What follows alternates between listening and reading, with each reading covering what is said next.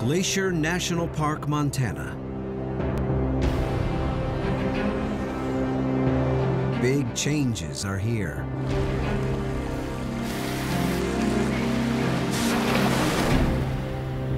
Wow, this is crazy. Some marvels fight to endure.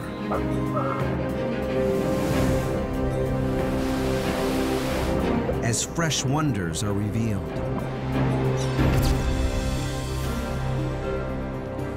What new wilderness will emerge?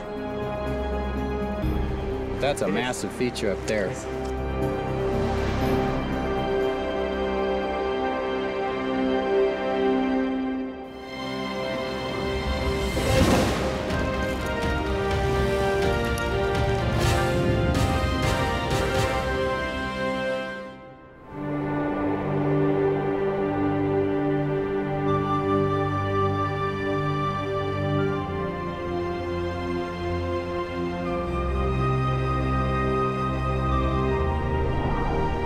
Glacier National Park.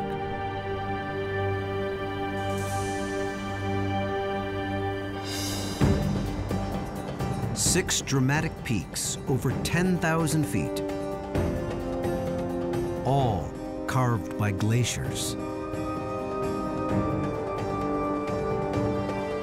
Lakes that hold icebergs year-round.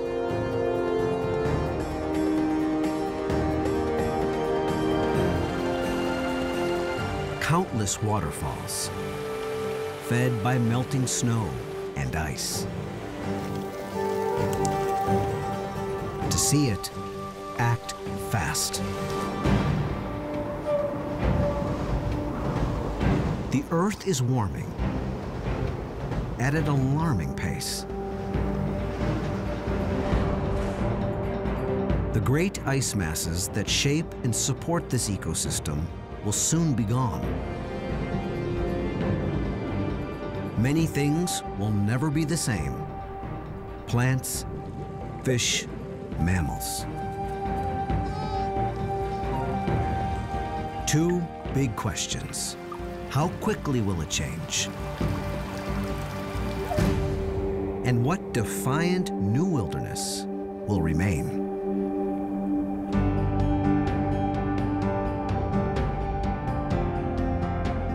To find out, teams of scientists. This is a brand new thing going on here. Explorers. You think I should go a little higher? And adventurers.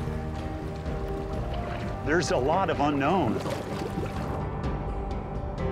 They fight to keep up with the speed of change. To predict what will happen next in an environment already extreme.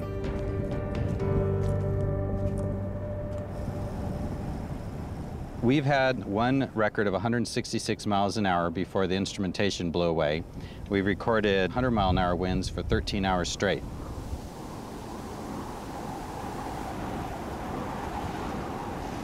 Dan Faegre is a scientist for the U.S. Geological Survey and this area's lead expert on glaciers.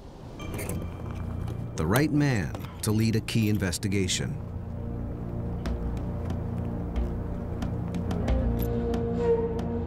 The subject, once the park's largest glacier. Its name, Blackfoot. 2 years ago, it looked something like this. Then,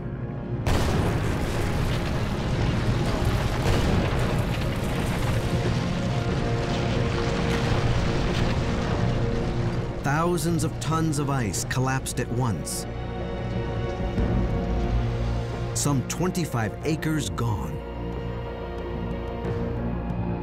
Perhaps a defining moment for this wilderness.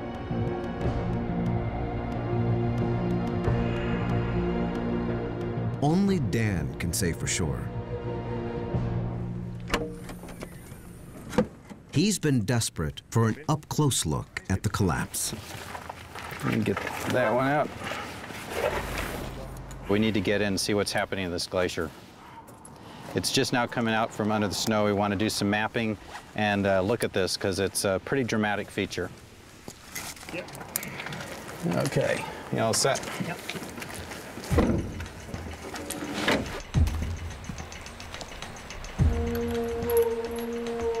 It's a 3-day expedition, much of it off the beaten track.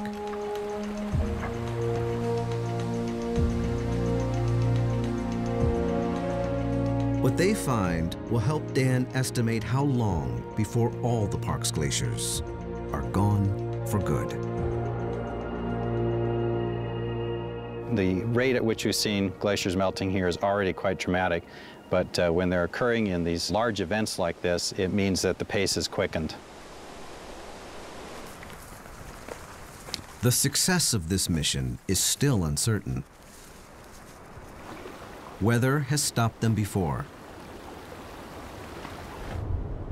Rain, lightning, fog, snow. All a gamble. Most of the year, Glacier looks like this.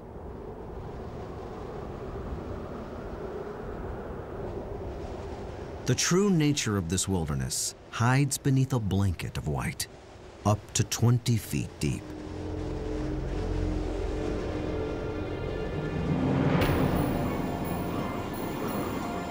Then everything changes.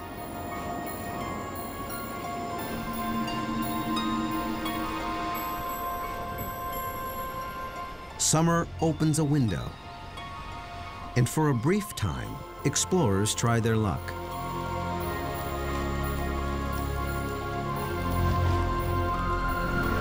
For tourists, the Going to the Sun Road opens clear through.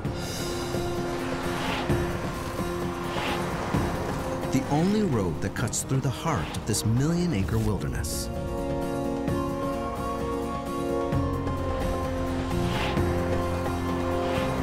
This road is how some 2 million visitors a year taste Glacier's splendor.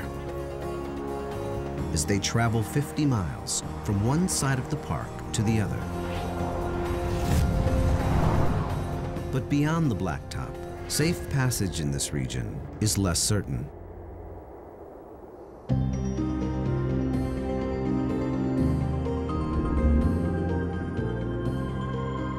Where Montana borders Canada is a mountainous area ecologists call the crown of the continent.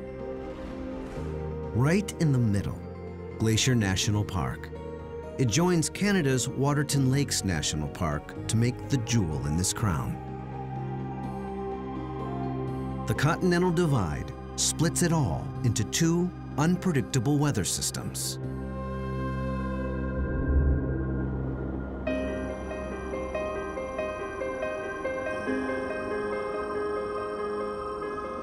The mountainous western half is wetter, getting its weather from the Pacific Ocean. The eastern half is drier and adjoins the vast plains of the Midwest.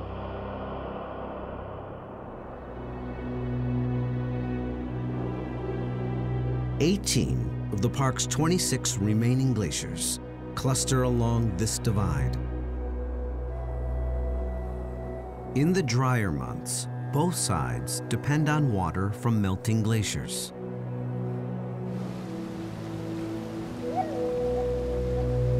But for how much longer?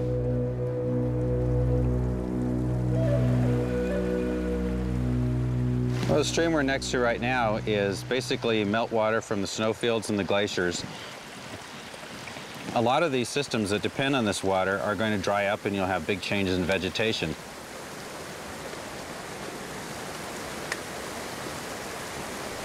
At more than 50 sites throughout the park, scientists monitor the habitat, biology, and chemistry of streams and waterways like this, with some startling results. It's a circulatory system, and National Parks ecologist Billy Schweiger is the man with his finger on the pulse. It's essentially a collection of vital signs of the health, the the ecological integrity of the streams. The algae on this rock are called didymo, common name, rock snot. It's natural for some of it to be here. But last week, Billy encountered didymo unlike anything he had ever seen.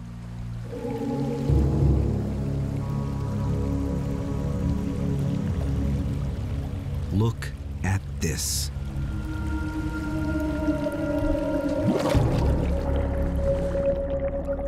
You know, we stumbled upon this the other day, and it's just like, wow, this is crazy. You know, why is this happening? A thick carpet of rock snot covers an area some 100 yards square.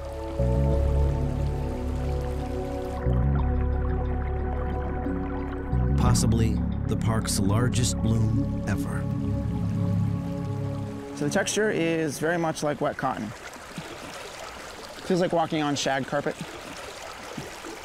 For an aquatic insect trying to live in this, they want it to look like that, right? But it looks like this. This is a completely qualitative change in what this stream is like. Didymo is beginning to bloom in large mats elsewhere as well, likely driven by warming water. These kinds of blooms of didymo did not occur 5 or 10 years ago. With water temperatures increasing, with the summers getting longer, there's a good chance that this will continue to increase. We definitely have to watch this really carefully. Didymo choking the waterways may imperil fish. Fish already threatened by disturbed habitat, changes in temperature patterns, and invasive species. Yet there is hope that nature's resilience will win over. All right, all aboard. Let's go catch some bull trout.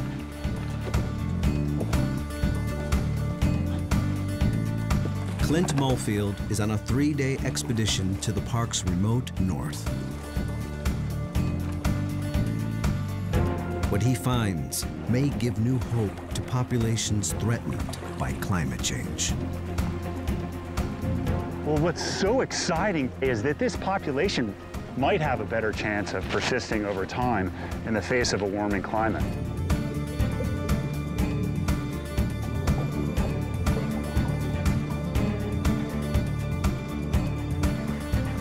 This team of USGS fisheries researchers paddles across lower Kintla Lake. Below them, the type of biological change common throughout Glacier National Park.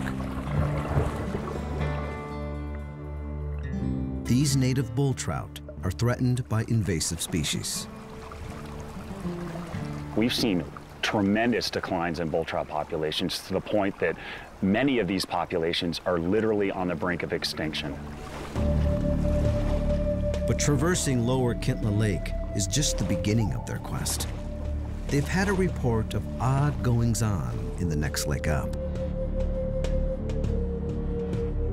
Home to some of the strangest fish in the park.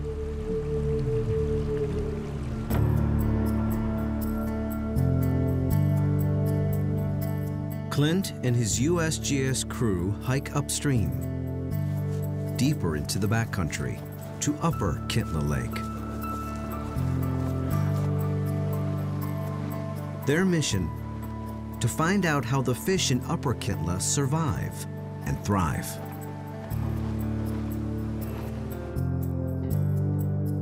Upper and Lower are 2 lakes separated by large waterfalls.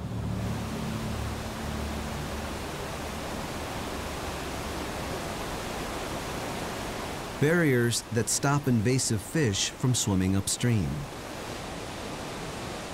The Upper Kintla population has not been perturbed at all. It's remained like it is today over 10 to 14,000 years. In isolation, Upper Kintla's fish seem to have adopted the strangest habits.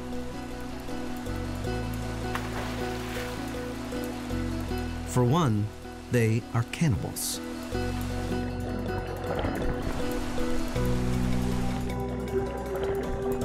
Big bull trout eat small bull trout.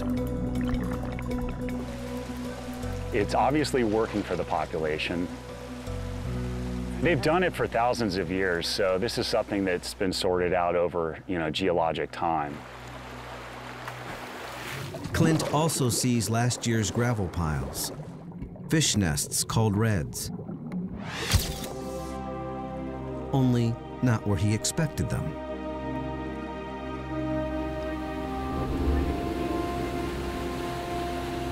Fish usually go upstream to spawn, but not the bull trout in this lake.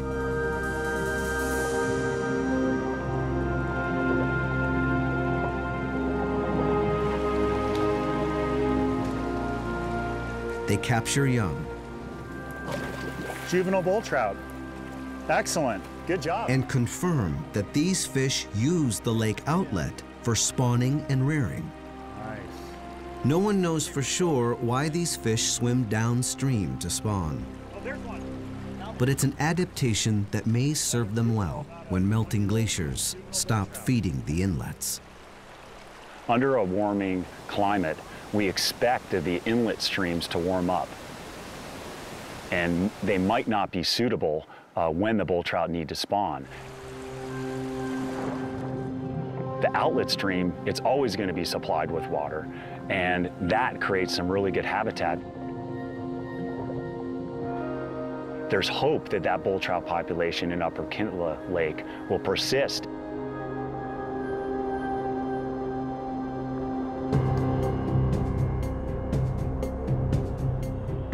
As the glaciers disappear and temperatures rise, many waterways in the park will get warmer. Most fish will feel it. And at least one human.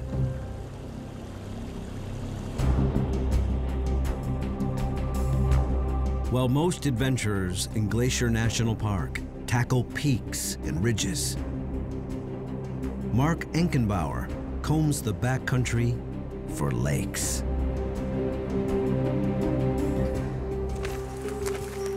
I've stared at the map and I've just learned this 1,000,000 acres so much that I've kind of started looking at it more in terms of a series of drainages.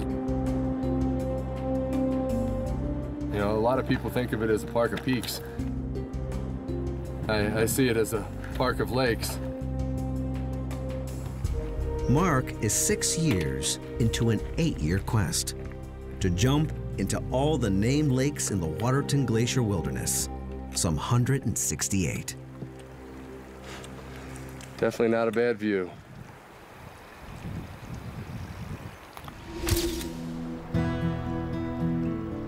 I've done 116 lakes up till now. Often these lakes sit off the beaten track. Average maximum temperature, rarely above 50 degrees. Some hold icebergs. This project made me very attached to the park.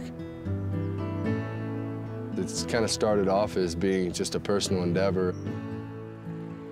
It's definitely evolved into almost kind of a celebration of life for me.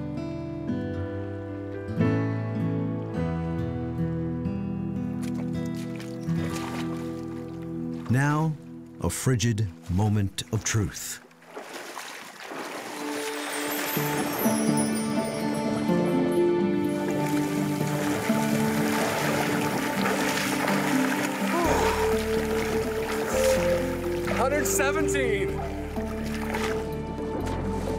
Mark has turned his endeavor into a charity event, raising money and awareness for children with cancer. It's like all the rest of them. Chilly.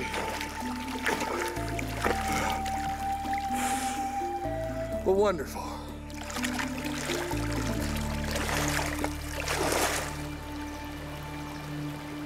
Mark has 50 or so lakes left. He'll be done in a few years. The question everyone wants to know